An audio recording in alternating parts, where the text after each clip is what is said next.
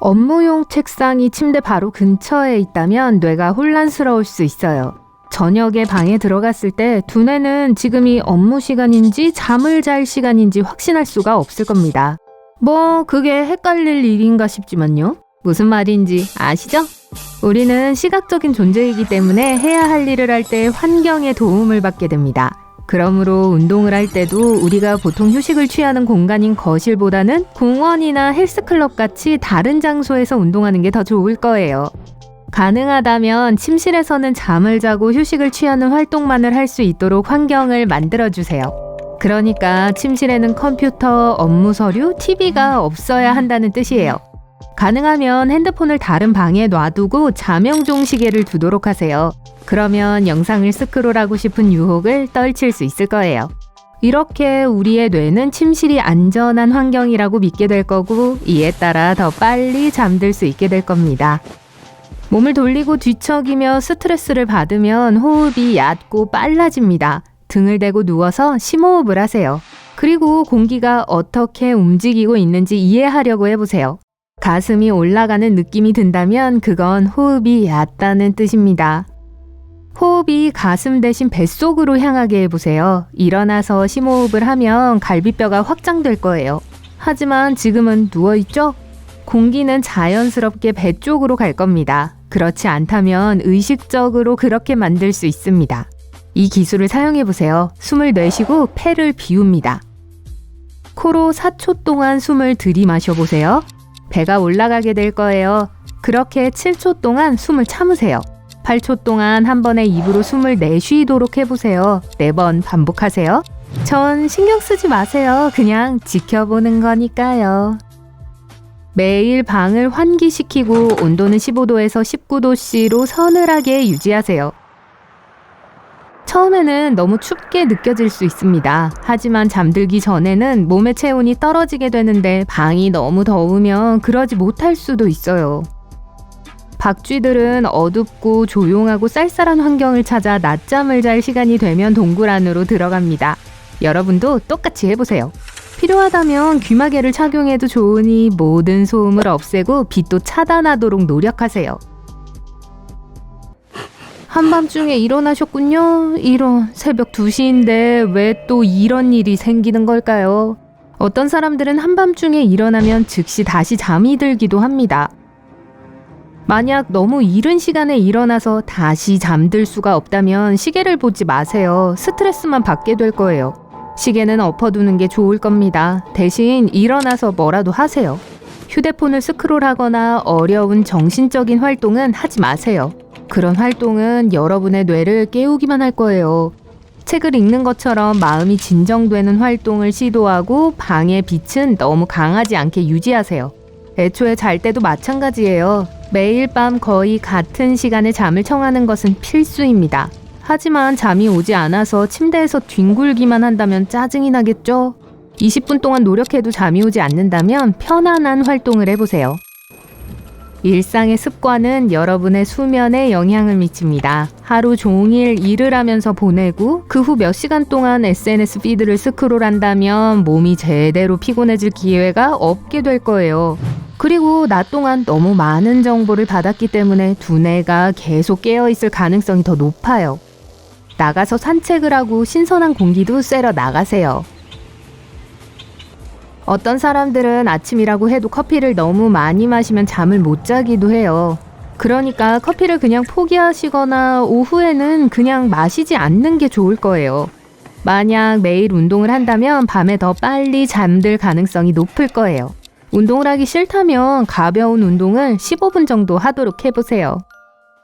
한 연구에서는 규칙적인 운동을 하면 잠드는 데 필요한 시간을 거의 절반으로 줄일 수 있으며 추가적인 수면 시간을 40분이나 늘릴 수 있다는 걸 보여줬어요. 규칙은 하나입니다.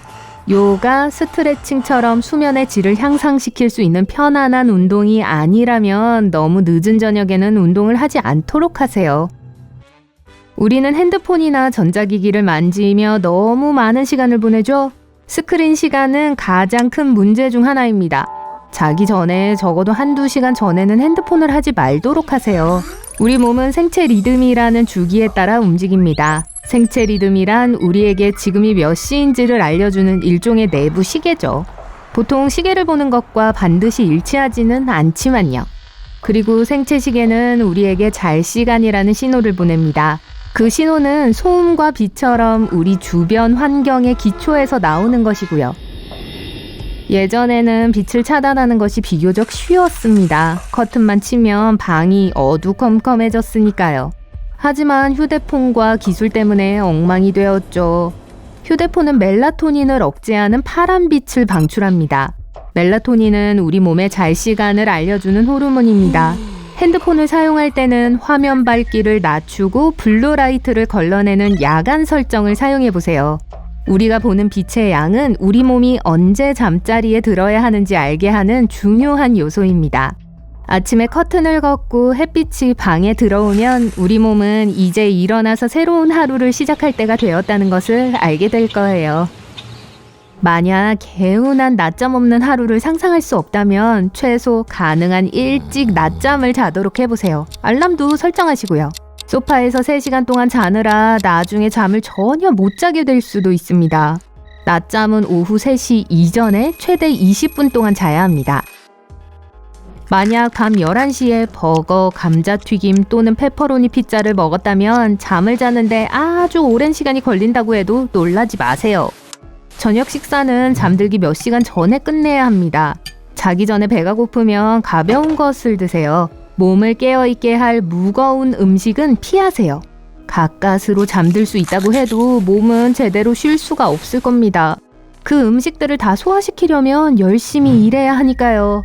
또한 만찬을 즐기고 잠자리에 바로 들면 몸은 그 모든 칼로리를 소모할 충분한 시간을 갖지 못합니다. 그러니까 낮잠을 잘 때도 마찬가지로 거한 식사를 했다면 깨어있는 것이 좋아요. 지압점을 눌러주세요. 새끼손가락과 같은 열로 손바닥 아래, 손목 바깥쪽에 있습니다. 작고 움푹 들어간 공간을 찾을 수 있을 거예요. 2, 3분 동안 위아래 또는 원형으로 마사지를 해주세요. 양쪽을 모두 해주세요. 잠들기 전에 몸의 긴장을 풀어주는 곳은 다리에도 있습니다. 발목에서 가장 높은 곳을 찾아보세요. 이제 발목 위로 4손가락 정도 너비가 되는 곳을 찾아보세요. 가장 큰 하퇴골 뒤쪽 부분을 눌러주세요. 몇 초 동안 위아래 또는 원형으로 마사지합니다. 이상하게 들리겠지만 효과가 있을지도 몰라요. 스스로에게 깨어있으라고 말해보세요. 우리 몸에게 잠들라는 명령을 내릴 때 우리 몸이 그 명령을 거부하는 것처럼 이때도 몸이 그 말을 거역할 수 있어요. 조용하고 멋진 장소를 상상해보세요. 모래사장, 코코넛, 야자수, 피부에 닿는 태양, 수정처럼 맑은 바다, 사랑하는 사람 외에는 아무도 없습니다. 상상력을 발휘해서 몸을 편안하게 해줄 완벽한 시나리오를 만들어 보세요. 따뜻한 샤워와 목욕을 해보세요. 특별한 활동을 하고 싶지 않고 몸이 휴식을 취하게 하고 싶다면 따뜻한 물에 샤워하는 것이 좋아요. 뜨거운 물에 발을 씻어도 좋아요. 역시 수면을 개선시킬 수 있습니다. 어떤 사람들은 호텔에 있을 때 잠을 더 잘 잔다고 하죠? 잠을 잘 자게 해줄 모든 규칙을 지킨다 해도 매트리스와 베개가 여러분에게 적합하지 않을 수 있어요. 침구는 최소한 5년에서 8년마다 업그레이드 하는 게 좋아요. 비용은 많이 들겠지만 숙면에는 가격을 매길 수 없잖아요. 글쓰기 역시 잠을 더 잘 자도록 도와줄 수 있는 진정 활동 중 하나입니다. 침대에 누워있을 때 낮 동안 스트레스를 받게 했던 일이나 심지어 다음 날 해야 할 일을 떠올리느라 머리가 아플 때가 있죠. 여러분을 괴롭히는 것들의 목록을 만들어 보세요. 마지막으로 뇌가 긍정적인 사건에만 집중할 수 있도록 그날 일어난 긍정적인 일들의 목록을 하나 더 작성해 주시고요. 그럼 안녕히 주무세요.